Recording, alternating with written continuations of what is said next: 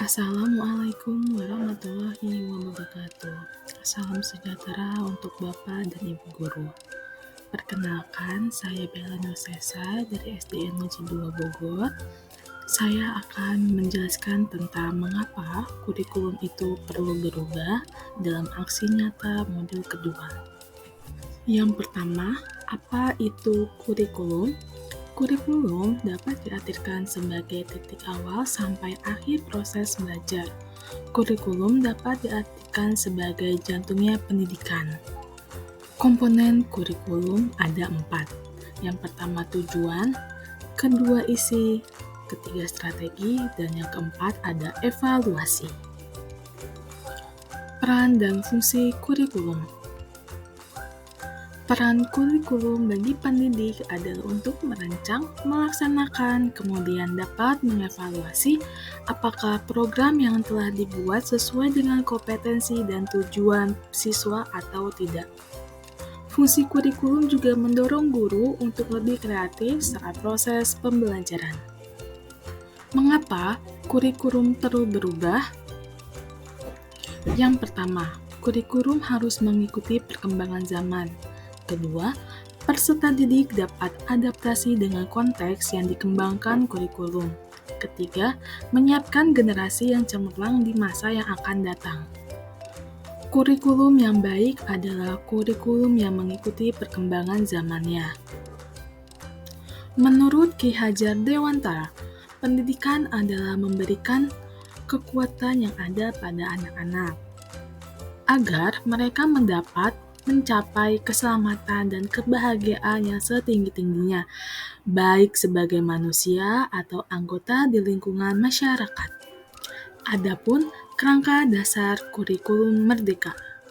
Pertama, tujuan pendidikan nasional.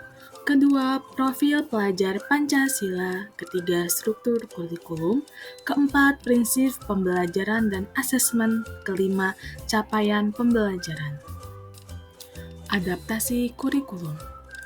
Kurikulum merdeka yang sudah disahkan oleh pemerintah dapat diadaptasi oleh satuan pendidikan, karena satuan pendidikan memahami betul bagaimana kondisi lingkungan sekolah, di mana murid berada, dan perkembangan zaman, agar kurikulum yang digunakan lebih relevan dan terwujudnya pembelajaran yang lebih bermakna bagi peserta didik.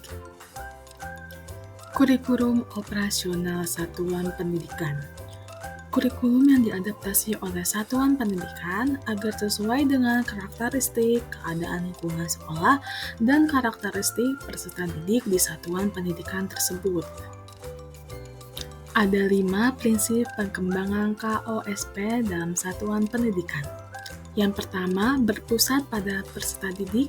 Kedua, kontekstual. Ketiga, esensial. Keempat, akuntabel. Dan kelima, melibatkan berbagai pemangku kepentingan.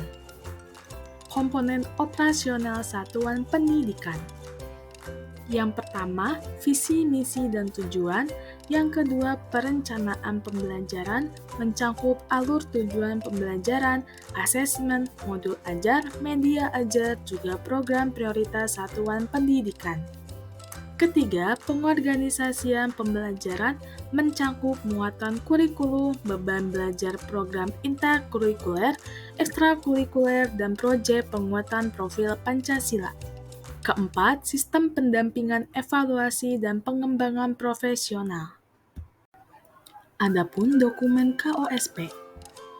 Dokumen operasional satuan pendidikan dinamis mengikuti perubahan dan kebutuhan lingkungan sekolah. Dokumen ini dapat diperbaharui secara berkesinambungan di setiap tahunnya.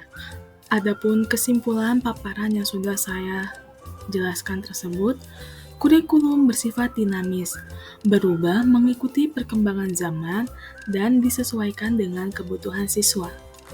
Hal ini sesuai dengan tujuan pendidikan menurut Ki Hajar Dewantara, bahwa demi menuntut kodrat murid, kurikulum harus terus menyesuaikan dengan kebutuhan mereka, dan sebagai pendidik, kita harus terus belajar untuk mengikuti perkembangan zaman.